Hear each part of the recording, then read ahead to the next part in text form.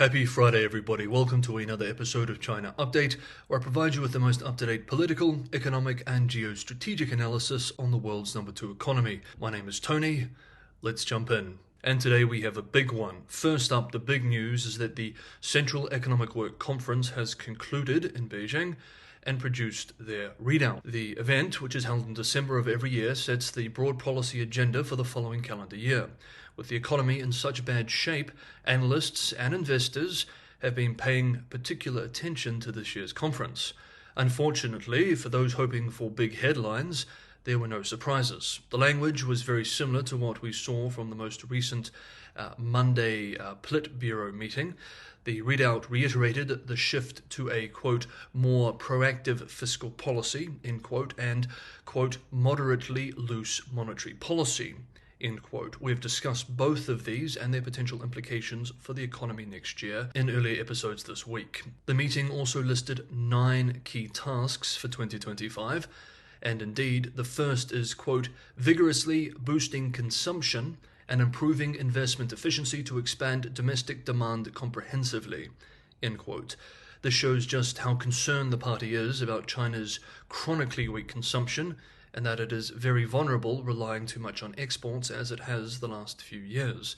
Domestic challenges are also piling up for Beijing too.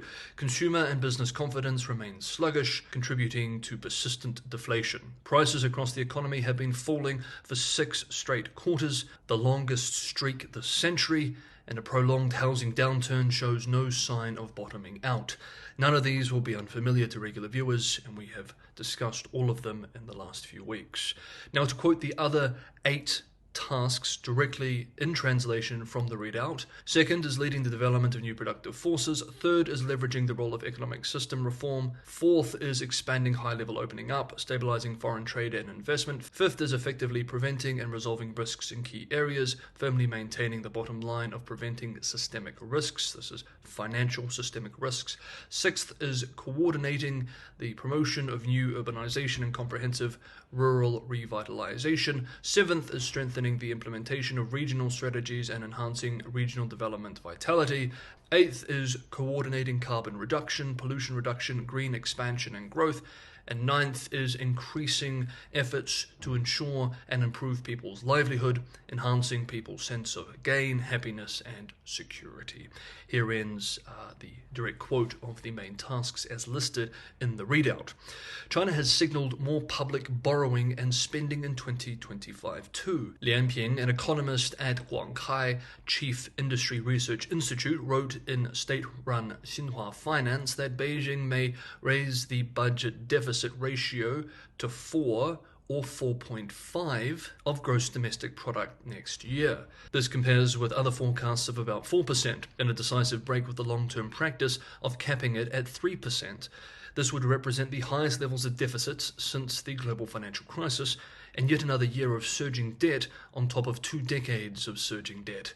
Beijing appears to still be deeply addicted to its debt-fueled growth model. But instead of pouring credit into infrastructure and housing, as it did up until the beginning of the housing crisis, or into manufacturing, as it has done since, leading to pushback from trade partners around the world due to overcapacity, it would now pour this debt-fueled credit into consumption policies. How are analysts discussing this major policy-setting event? Well, Larry Hu, head of China economics at Macquarie Group Limited, argues that while the tone of the meeting was very supportive of growth, it lacked concrete details on policies, expressing, quote, I don't think the government will hand out money to consumers directly, end quote. He added, quote, it's more likely the government will be spending more. China will leverage up the central government and increase public spending so that overall demand can be lifted. That's the big strategy, end quote. Chang Shu, David Chu, and Eric Zhu of Bloomberg Economics express, quote, policy in 2025 will pivot to add support to the economy. The signals reinforce our view on the outlook for next year. That is, growth still looks set to slow, with stimulus providing a cushion, end quote. In a research note on Wednesday, Morgan Stanley economists said tumbling bond yields in China suggest investors are not convinced policymakers can successfully boost growth and inflation. The market seems to be disappointed too, down overnight, and with the CSI China Securities Index 300 dropping 1% when trading opened this morning. Duncan Wrigley, chief China economist at Pantheon Macroeconomics in London, said in a report today that he expects officials will persist with a restrained approach to stimulus to ensure that they have firepower in reserve while the next phase of the trade war plays out with the new Trump administration. But that does imply slower growth, he added, anticipating growth will slow to 4.4% in 2025 and just 4% the following year. But like I said, this new growth is only maintained through high and unsustainable levels of debt. Next up, we move to our other major development for today, but first I wanted to discuss a few pieces of housekeeping with regular viewers. For those who are not interested, you can see the chapter below. You can just skip to the next chapter and you don't have to listen to any of this, but there are a few things I wanted to discuss. I try to be open and as transparent as possible with regular viewers so you know what to expect from the channel and why I make certain decisions. About a month ago, I said I was working with a new thumbnail company to experiment with a new style of titles and thumbnails. This is a more provocative style than I'm used to or that I typically like to use. It has now been a month and the results are in. Unsurprisingly, the provocative thumbnails have greatly outperformed regular non-provocative thumbnails and title combinations, but what is surprising is by how much. With the use of the more provocative style of thumbnails, views have doubled. What's more, views going to new viewers, that is people who have never seen the channel before, people who are being shown it by YouTube for the first time, have increased 900%. This sort of performance disparity cannot be ignored, and as such, I've decided to continue using this thumbnail company for the immediate future at the very least. Unfortunately, on the platform, YouTube does demand that these provocative style thumbnails are used. I will still try and find a balance. However, there will be a link between what is in the title and the thumbnail and the video. I will try not to go too over the top, and I'm always taking your feedback. I was reading a lot of feedback during this period to get an idea of where the balance should be, and I will continue to try and get that balance right. I hope that you can appreciate that this is a necessary evil on a platform like YouTube, which is essentially an entertainment platform.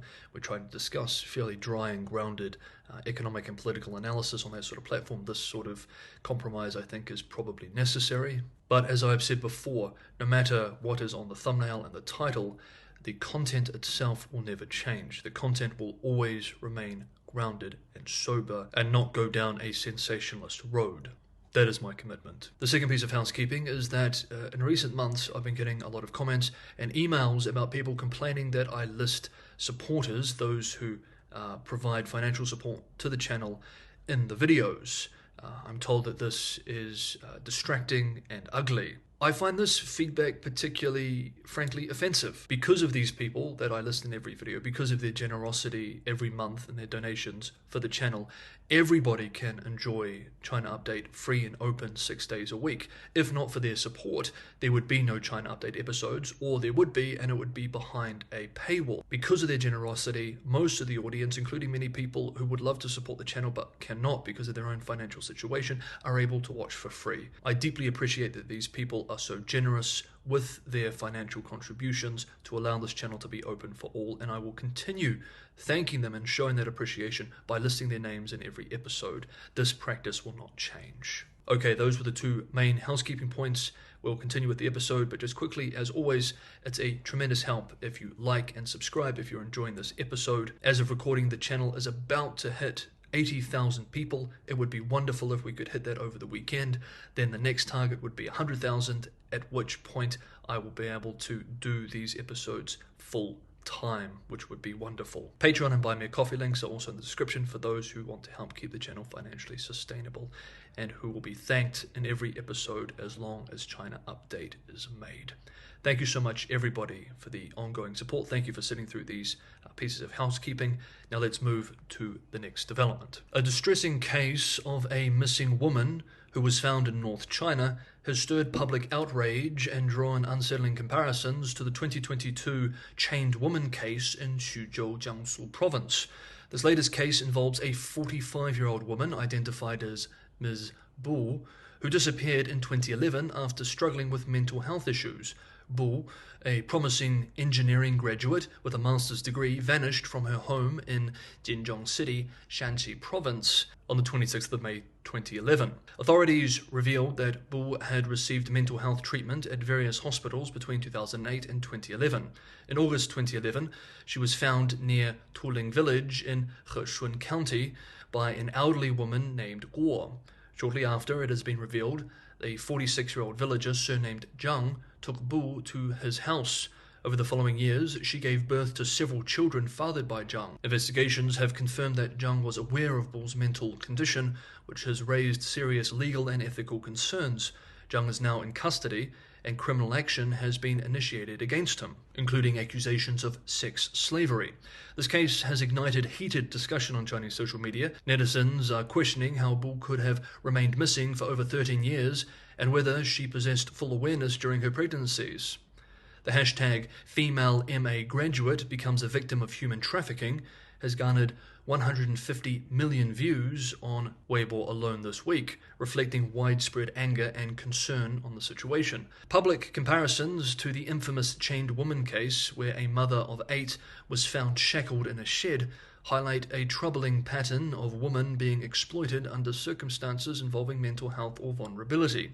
These cases have fueled an ongoing online movement demanding better protections for vulnerable women, or vulnerable people generally, and accountability for those responsible for such abuses. The return of Ms. Bu to her family marks the end of a harrowing 13-and-a-half-year ordeal, but for many it symbolizes the urgent need for systemic reforms to prevent future tragedies. Okay, that is today's episode of China Update. Thank you so much, everybody, for watching. Have a good Friday, have a restful weekend, and I will see you all tomorrow.